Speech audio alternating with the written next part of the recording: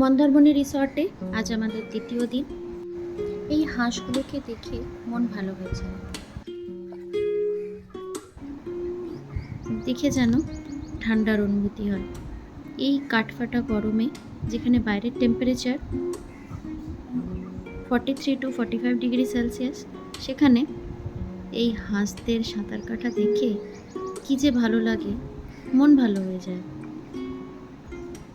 The Sana beach রিসর্টের এই cottage দুটোতে আমরা আছি। ভীষণ সুন্দর একটা রিসর্ট, চারিপাশে অনেক ফুলের গাছ রয়েছে আর সামনে সমুদ্র দেখা যাচ্ছে।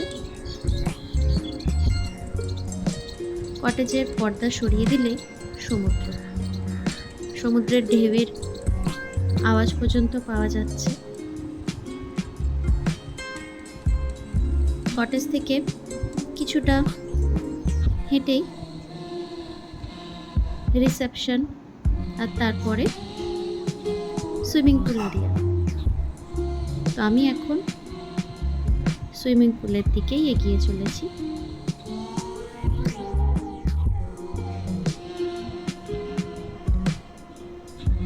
সুইমিং পুল পৌঁছে গেছি, যেখানে খুশি, ওম আর পিনাকি সাঁতার কাটছে।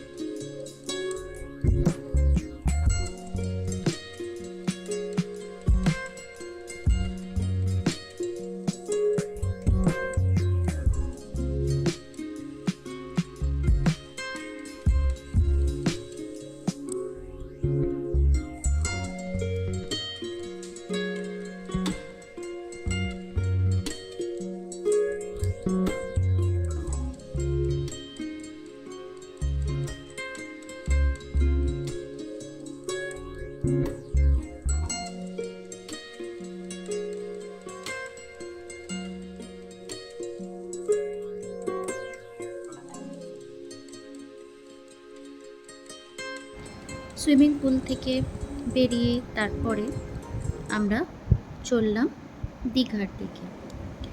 দীঘার দিকে যেতে যেতে ওখানে যে মেরিন ড্রাইভ রয়েছে, সেখান দিয়ে গাড়ি নিয়ে এগিয়ে চললাম।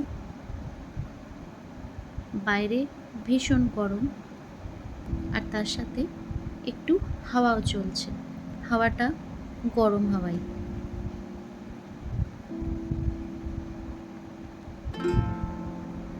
এটা শঙ্করপুর বিচ। এখানে এখন আর ঢেউগুলো ভীষণ উঁচু উঁচু ঢেউ। আমরা এখানে দাঁড়িয়ে কিছুক্ষণ সময় কাটালাম।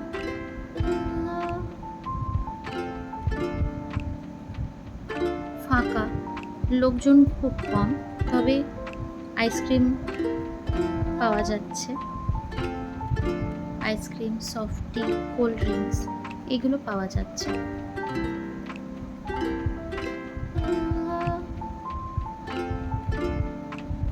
ঢেউগুলো দেখেই বোঝা যাবে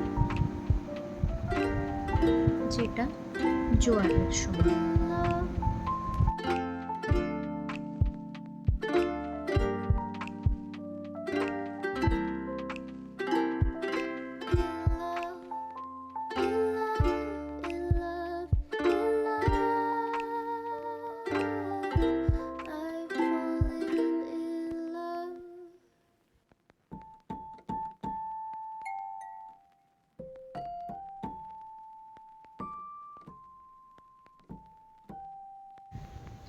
এখানে আমরা একটু আইসক্রিম খেয়ে ছবি তুলে তারপরে আবার বেরিয়ে পড়লাম দীঘার দিকে।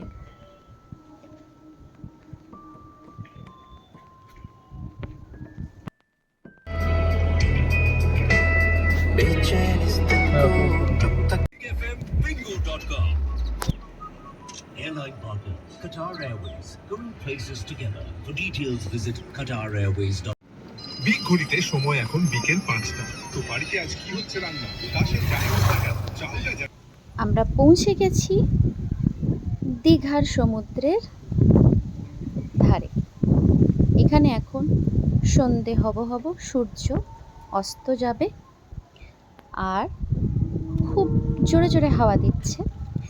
এখানে পাঁপড় ভাজা বিক্রি হচ্ছে, চা বিক্রি হচ্ছে,